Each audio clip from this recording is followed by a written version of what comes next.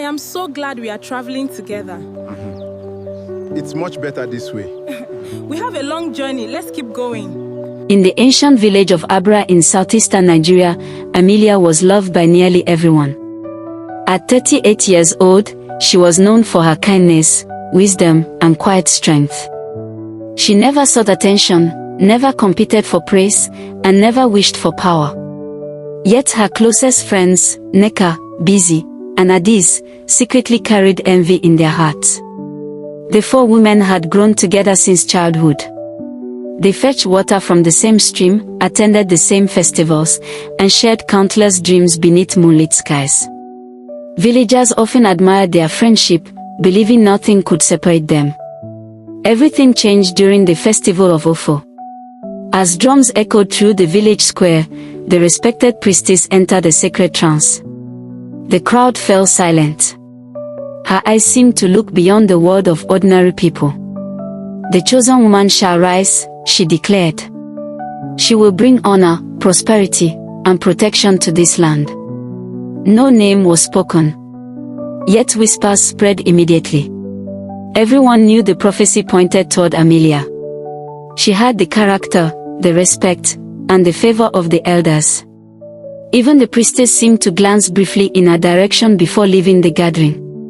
Neka, Busy, and Adi smiled publicly, but jealousy consumed them privately. They feared being forever overshadowed by the friend they once loved. Days later, they invited Emelia to visit a ridge overlooking the great river outside Abara. The afternoon felt peaceful. Birds circled overhead while warm winds moved through the tall grass. As they stood near the cliff's edge, Emelia spoke happily about their future together. Then everything changed. Without warning, rough hands shoved her forward. Shock filled her eyes. She fell through open air toward the roaring river below while the women watched in terrified silence. They believed the prophecy had ended. They were wrong. The reckoning had only just begun there. Far below the cliff, the river carried Emelia through darkness and pain. Branches scraped her skin while powerful currents pulled her downstream. By dawn, her unconscious body washed onto the shore near the distant village of Umuma. A hunter named Prince Chak discovered her while returning from the forest. Though 39 years old and heir to his village's throne, he possessed a gentle heart. Seeing the injured woman lying beside the water, he immediately called for help. The elders brought Emelia to the village healer. For many weeks she drifted between sleep and wakefulness. When she finally recovered, she remembered nothing. Her name, her home, and the terrible betrayal had vanished completely. The healer explained that memory sometimes hid itself after great suffering. With nowhere else to go, Emelia remained in Umuma. The villagers welcomed her warmly. She spent her days helping elderly women prepare meals, listening to stories beneath ancient trees, and assisting children with their chores. Her kindness quickly earned respect throughout the community. Prince Chak visited often. At first, he came simply to check on her recovery. Soon he found reasons to stay longer. They talked about life, faith, family, and hope. Although Emelia could not remember her past, she felt safe with him. Months passed. The friendship gradually deepened into love. Chak admired her compassion. Emelia admired his patience and humility. Neither understood why fate had brought them together, but both felt grateful. Eventually, Chak asked her to marry him. The elders celebrated joyfully. For the first time since arriving in Umuma, Emelia believed she had found a place where she truly belonged. Yet hidden beneath her peaceful new life, forgotten memories waited quietly. Like seeds beneath dry earth, they remained alive. And sooner or later, they would rise again when the season finally changed. Nearly a year after arriving in Umuma, Emelia awoke before sunrise one harmattan morning. The village remained quiet as golden light spread slowly across the horizon. She stepped outside carrying a clay pot. As she approached the community well, a distant drumbeat echoed from another settlement. The sound struck her unexpectedly. A sharp pain rushed through her head. The pot slipped from her hands and shattered. Suddenly, images flooded her mind. She saw the Festival of Ofo. She saw the priestess standing before a silent crowd. She saw Neka, busy, and Adi smiling beside her. Then she remembered the cliff. The betrayal. The push. The river. Every forgotten moment returned at once. Emelia collapsed to her knees, trembling. Villagers rushed to help her. When Prince Chak arrived, she told him everything. Hours passed as she recounted her life in Abara and the friends who had tried to kill her.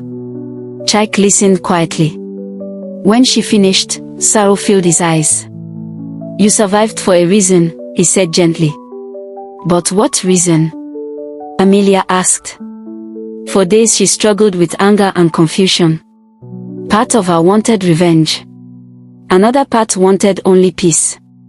The village elders advised patience. Truth, they reminded her, always finds its own path. Meanwhile, news arrived from traveling traders. Abara was suffering. Poor harvest had damaged farms. Conflict divided families. Many villagers whispered that the prophecy remained unfulfilled because the chosen woman had disappeared. Hearing this unsettled Emelia deeply.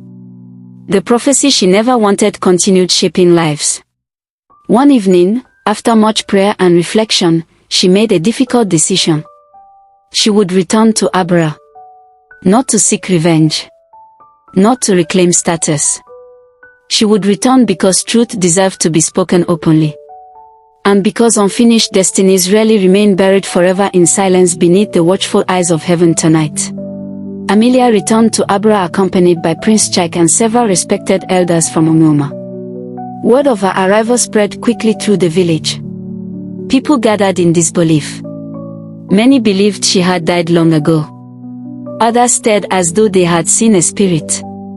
When Neka, busy, and Adis learned she was alive, fear seized them immediately. The village council called a public assembly. Under the shade of ancient trees, elders, families, and community leaders gathered to hear the truth. Emelia stood calmly before them. She described the prophecy, the friendship she once treasured, and the day her closest companions led her to the cliff. The crowd listened in stunned silence. Then the three women were asked to speak. At first they denied everything. But guilt had burdened them for too long. One by one, they confessed. Jealousy had poisoned their hearts. They feared losing importance if Emelia became the chosen woman. Tears streamed down their faces as they admitted pushing her into the river. The confession shocked the village. Many expected Emelia to demand severe punishment. Instead, she surprised everyone. "I leave judgment to the elders," she said. "I refuse to become what envy tried to make you." Her words carried greater power than anger ever could. The priestess, now elderly and frail, stepped forward. The prophecy was never about power, she explained. It was about character. The chosen woman would face darkness and answer it with light. At last, the villagers understood. The prophecy had been fulfilled. Not through titles or honor. Through survival, forgiveness, and courage. The council punished the guilty women according to village law. Emelia and Chak later married in a joyful celebration attended by both villages. From that day forward, Abara remembered a simple truth. Jealousy destroys. But grace endures far longer than hatred ever.